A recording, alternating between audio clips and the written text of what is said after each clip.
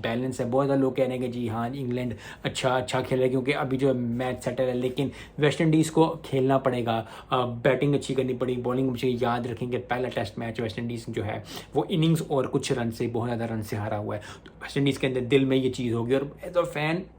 मेरे भी दिल में है कि वेस्ट इंडीज़ जो टेस्ट जीते इंग्लैंड से तो काफ़ी अच्छा मैच हो जाएगा। सो आई होप कि वेस्ट इंडीज़ जिन जान लगाए, कल जो है ज़बरदस्त परफॉर्मेंस दे, बॉलिंग अच्छी करे,